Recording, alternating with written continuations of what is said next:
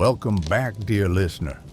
Tonight, as you settle by the warmth of a glowing fireplace, let the gentle crackle of the flames create a cocoon of peace and serenity. The soft flicker of light reminds us of life's quiet moments, the times when we pause to reflect and reconnect with stories that carry deep meaning. This evening, we'll revisit the timeless story of Noah's Ark, a tale of faith, trust, and renewal. Picture yourself nestled in a cozy corner, the rhythmic sound of your breath blending with the soothing ambiance of the hearth. Allow the cares of the day to melt away, carried off like wisps of smoke rising into the night. Noah's journey unfolds during a time of great uncertainty, when trust in the divine led him to prepare for the unknown. Through resilience and unwavering faith, he became part of a promise that would span generations.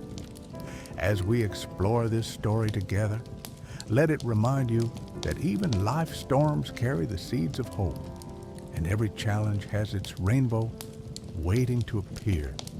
So, close your eyes, let the warmth of the fire settle into your soul, and allow the story to gently guide you into restful contemplation. Together, we'll embark on this journey, exploring themes of trust, renewal, and the grace of new beginnings.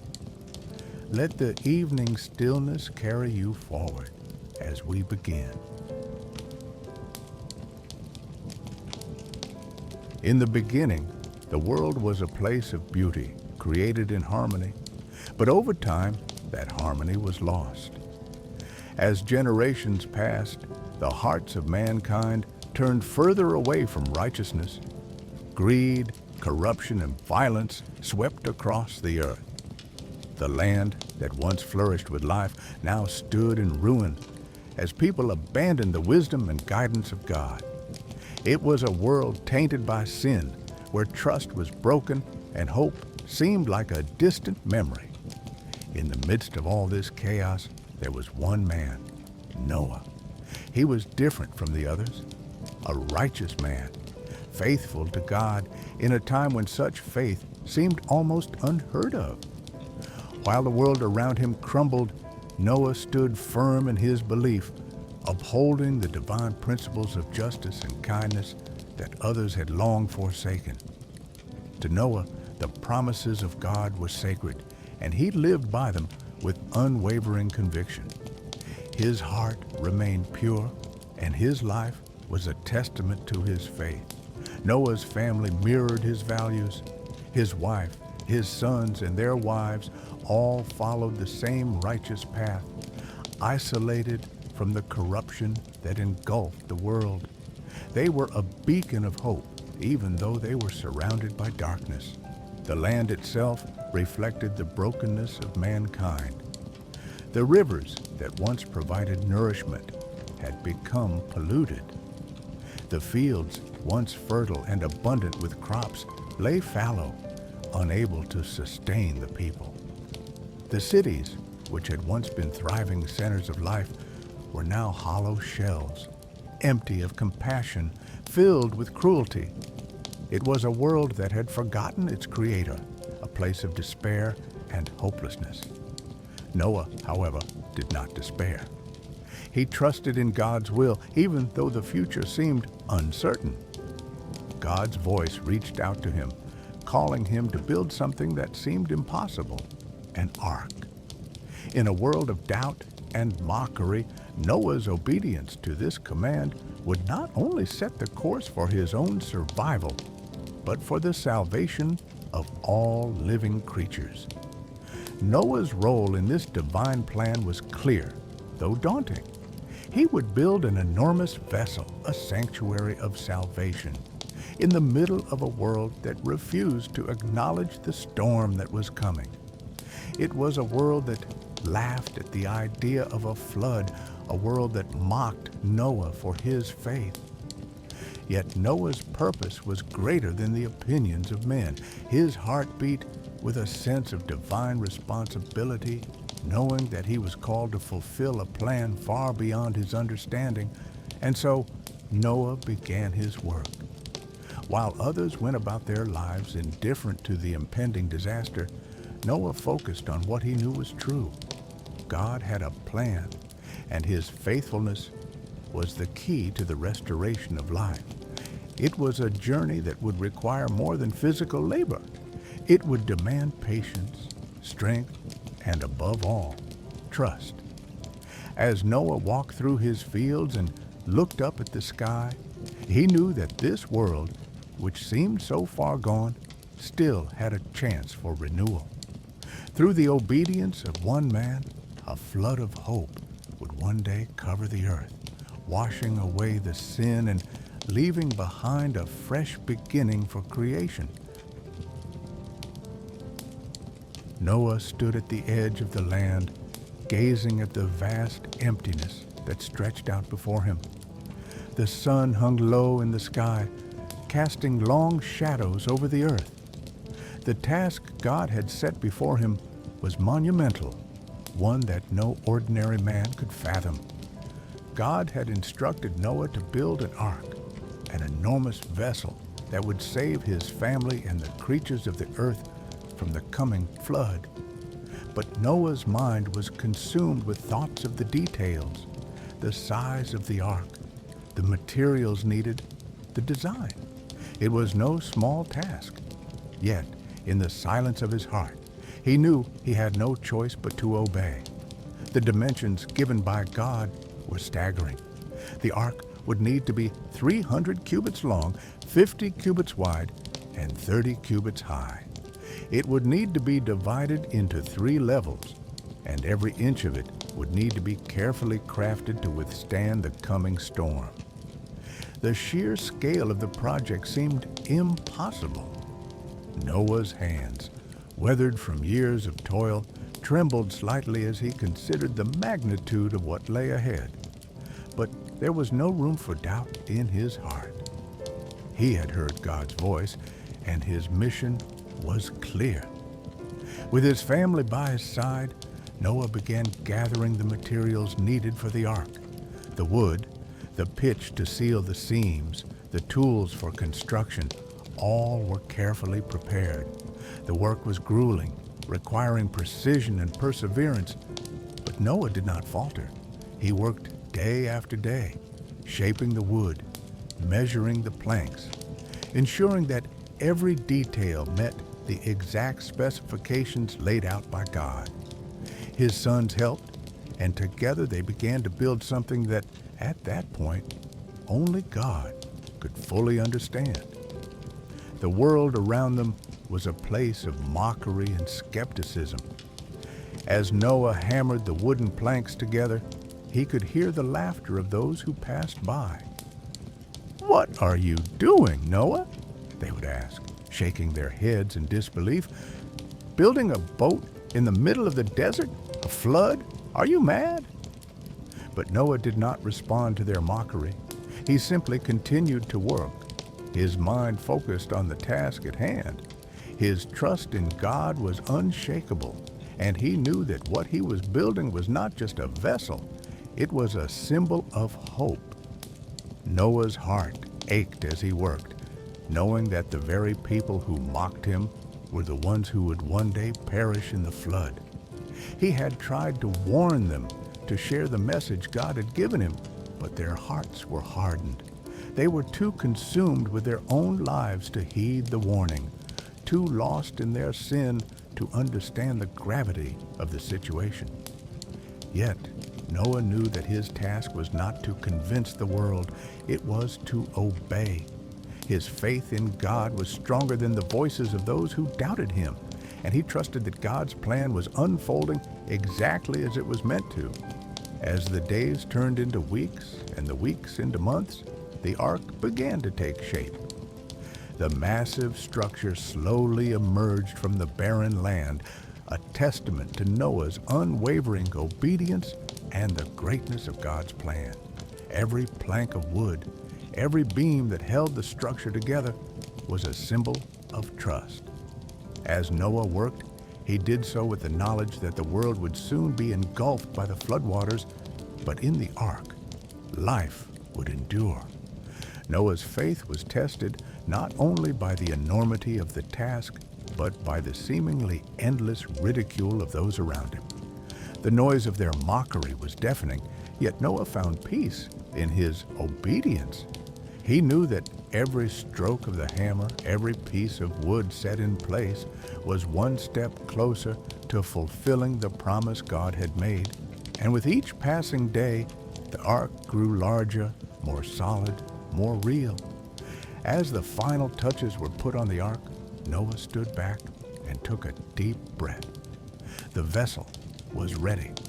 It was a giant, looming structure, towering above the land, a beacon of hope amidst the desert. Though the world around him had scoffed and ridiculed, this ark was the salvation of life itself, a new beginning for all creation. In that moment, Noah felt a deep peace wash over him. He knew that this was just the beginning of a journey, one that would test his faith even further. But he also knew that he was not alone. God was with him, and through this ark, he was preparing to renew the earth. As the ark stood complete, its wooden structure towering against the horizon, Noah's heart swelled with a quiet anticipation. The massive vessel, which had been built with the labor of his hands and the faith in his heart, now awaited its final purpose. But there was still one crucial part of the plan left: filling the ark with life. God's instructions were clear. 2 of every kind of creature, male and female, were to come to the ark to preserve the future of creation. Noah stood in awe as the first signs of the gathering began. It started slowly, almost imperceptibly, as pairs of animals began to appear on the edges of the land. At first, Noah doubted his eyes. A pair of sparrows flitted through the air, wings brushing against the stillness. Then, a pair of deer, their graceful bodies moving in perfect harmony, stepped forward from the trees. More followed, creatures of all kinds, some small and nimble, others large and lumbering as if drawn by an invisible force to the ark. It was as though the very earth itself was calling them, guiding each species toward the sanctuary of the ark. Noah marveled at the order of it all. Each animal arrived in its own time and place, following God's plan with perfect precision. The lions, the elephants, the rabbits, the turtles all came 2 by 2, as if they too understood the gravity of the situation. They came without question, without hesitation, as if following an ancient call embedded in their souls. Noah and his family watched in wonder as the animals gathered, and a sense of awe filled the air. The sound of paws, hooves, and wings filled the silence, echoing across the land. There was a hum of life, of creatures moving in unison, as if the very fabric of creation was aligning in harmony. It was a spectacle of divine orchestration, a living manifestation of God's plan. As the animals arrived, Noah and his family began to usher them into the ark. Each pair of creatures was carefully led, ensuring that they found their place within the ark's vast chambers. The birds perched in the upper levels, while the larger creatures like the elephants and giraffes found their place in the lower decks. It was a delicate dance. Each animal had its place, and Noah had to ensure that the ark's design would accommodate them all. But it wasn't just the animals that Noah had to prepare for. He had to gather provisions for their sustenance, food, water, and the necessary care to ensure that they would survive during the flood. Noah's heart was heavy with the responsibility. He knew that the survival of creation rested in his hands. As the last of the animals found their place, Noah felt a profound sense of gratitude for each life that had been entrusted to him. Yet, in the midst of this divine order, there was a sense of solitude. The ark was filled with life, yes, but it was a life separate from the world Noah had once known. He could no longer hear the sounds of the bustling market or the chatter of the townspeople. All that remained was the gentle hum of the animals and the rhythmic beat of his own heart. It was a strange, quiet peace, a reminder that he was about to embark on a journey that would change the course of history. The animals continued to arrive, and Noah worked tirelessly, ensuring that each pair was safely aboard. The world outside had grown eerily quiet. The mocking voices of the people who had once laughed at him were now distant memories. In this sacred moment, Noah realized that the animals were not just symbols of life, they were symbols of hope. They were the embodiment of God's covenant, a promise that life would continue, that creation would be restored. Noah's mind raced with the implications of what was happening. This ark was more than just a vessel of survival. It was a symbol of renewal, of the second chance that God was offering the world. With each pair of animals that entered the ark, Noah felt a renewed sense of purpose. The storm that was coming was not just a punishment, it was a cleansing, a purification that would allow the world to start anew. As the last of the animals filed in, Noah felt a profound peace wash over him. The ark was complete. The creatures were safe, and now only one thing remained: the flood. He had done all he could. His faith had carried him through the years of ridicule, the labor of construction, and the gathering of the creatures. And now, as the door of the ark closed, sealing them in, Noah's faith would be tested in ways he could not yet understand. With a final glance at the animals, his companions on this journey, Noah stepped inside the ark. The door closed behind him, and for a moment there was complete silence. The winds had stilled. The land was quiet. And yet, in that silence, Noah could feel the pulse of life all around him. The ark, with its precious cargo of creatures, was ready for the storm that was about to come. Noah's journey was just beginning, and he knew that through it all, God's promise would remain. The flood would come, and it would pass. And when it did, Noah would be there to witness the renewal of the earth, a new beginning for all creation. The days leading up to the flood were filled with an eerie stillness.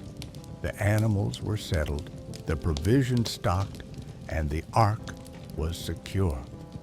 Noah and his family stood at the ready, their hearts heavy with anticipation. They knew what was coming, yet the magnitude of the storm seemed almost unfathomable. They had prepared, trusted, and obeyed, but now they were about to face the full force of God's judgment. And then it came. The first drops of rain were like tiny whispers on the earth. They fell softly at first, almost gentle, like the beginning of a storm that might never reach its peak. But soon the rain began to pour. What had started as a trickle soon turned into a torrent. The heavens opened, and the earth seemed to tremble under the weight of the deluge. The sound of the rain was deafening as it pounded the roof of the ark, a relentless rhythm that filled the air and rattled the very bones of the vessel. Noah stood at the edge of the ark, gazing out at the dark, churning waters. The land was disappearing beneath the rising tide, swallowed by the flood that had begun. The people who had once scoffed and mocked him were now nowhere to be seen, their homes and villages lost to the relentless force of the rain. Noah's heart ached with sorrow for those who had refused to listen, but he knew that he could do nothing more. He had obeyed God's command, and now it was up to him to fulfill his promise. As the waters rose, Noah and his family retreated into the safety of the ark. The door, once wide open to welcome the creatures, was now sealed shut, a symbol of God's protection. Inside, the sounds of the storm were muffled, but the vibrations of the ark were constant. It rocked gently on the rising waves, a steady rhythm that seemed to echo the beating of Noah's own heart. The days stretched on. Noah and his family found themselves in a world that seemed to have disappeared. The earth, once full of life and promise, was now a vast, empty expanse of water. There was no land, no horizon, just the endless expanse of the floodwaters stretching in every direction. The rain continued to pour, a constant torrent from above. It was as if the world itself was being washed clean, and Noah's family was left to wait in the silence of the storm. In the midst of this, Noah's faith was tested in ways he had never imagined. The flood was not just a physical storm, it was a spiritual one, a test of patience and trust. Every creak of the ark, every wave that rocked the vessel seemed to carry with it a sense of uncertainty. The floodwaters were unrelenting, and the ark seemed so small in comparison to the vastness of the sea. Noah's mind would often drift to the world outside, the lives that had been lost, the cities that had been wiped away, and the destruction that had swept over everything he had known. Yet, in the silence, Noah could hear a still small voice. It was the voice of God, reminding him that he was in control. He had promised Noah that he would be saved, and that promise had not changed. Noah's trust in God's plan deepened with each passing day, and though he could not see the end of the storm, he knew that God's timing was perfect. The days turned to weeks, and still the rain did not cease. The floodwaters rose higher, and Noah's hope began to flicker. How long could this last? How long would they be confined to the ark, waiting for the storm to pass? Yet, even in his moments of doubt, Noah knew that he was not alone. God was with him. The ark was not just a vessel of wood, it was a sanctuary, a place of protection where Noah's faith could endure the storm. Inside the ark, life continued. The animals were calm, settled in their places, and Noah's family did their best to maintain a sense of normalcy amidst the chaos outside. There was no way of knowing how long the flood would last, but they took comfort in the knowledge that they were safe, protected by the hand of God. Every day they worked to care for the animals, to feed them and keep them comfortable. It was a quiet routine, but it was a routine that helped them endure the uncertainty of the storm. Noah often found himself in quiet moments of reflection, his mind wandering to the promise that God had made, the promise that the flood would not last forever, that the earth would be renewed. He thought of the future, of the new world that would emerge from the floodwaters and the new beginning that would come with it. The storm, though violent and relentless, was not the end. It was a cleansing, a purging of the old to make way for the new. As the floodwaters continued to rise, Noah's hope never wavered. He had seen the destruction of the world outside, but he had also seen the promise of salvation within the ark. Every animal, every creature that had been brought aboard was a symbol of God's covenant, a promise that life would endure, that creation would be restored. And so, Noah and his family waited. The flood raged on, but their faith remained steadfast. They knew that God had a plan, that this storm, like all storms, would eventually pass. And when it did, the world would be made new, and they would be there to witness the renewal of creation. The flood was more than just a physical event. It was a spiritual journey, one that tested the faith and patience of Noah and his family. Through the storm, they learned to trust in God's timing, to rely on His promise, and to hold fast to the hope that He had given them. And though the waters continued to rise, Noah knew that with each passing day, they were one step closer to the dawn of a new beginning. The storm, which had seemed unyielding and endless, finally began to subside. The rain, which had poured from the heavens in torrents for so many days, gradually slowed. The ark, once tossed about by the waves, now floated more steadily on the quieting waters. But still, Noah and his family remained inside, surrounded by the vast sea with no sign of land on the horizon. There was no way of knowing how long the flood had lasted, how many days, how many weeks. Time had lost its meaning. All that mattered now was the quiet promise that had been given to them. The storm would pass, and the earth would be restored. Noah knew that it was time to seek a sign, a symbol that the earth was ready to begin its renewal. He could feel the stirrings of hope rising in his heart, the hope that the world outside was beginning to heal, that life would return once again to the land. And so he took a moment of quiet reflection, asking God for guidance. He called for one of the doves that had been brought aboard the ark, and with a steady hand, he opened the window of the ark. The fresh, salty air filled the cabin as he carefully released the dove into the sky. The bird soared upward, its wings beating strong against the gentle breeze, disappearing into the distance. For Noah, the sight of the dove taking flight was a sign of new beginnings, a symbol of peace, hope, and the possibility of a fresh start. As the dove flew away, Noah watched anxiously, his heart in his throat. Time passed slowly, each moment stretching into the next.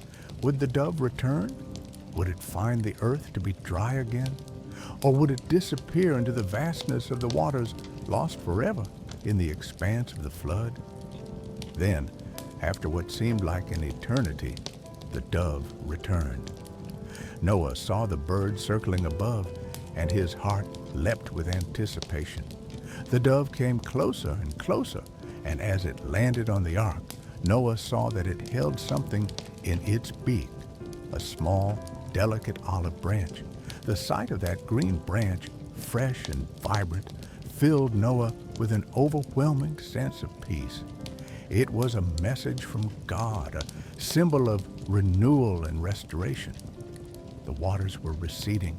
The earth was being healed. Life was returning. Noah reached out to take the dove in his hands, gently cradling the bird in the olive branch. It was a moment of profound gratitude, a moment that filled his heart with thanksgiving to God. The promise that had been made so many days ago was now becoming a reality. The world, once drowned in water, was now beginning to rise again, and with it, the hope of a new beginning for all of creation.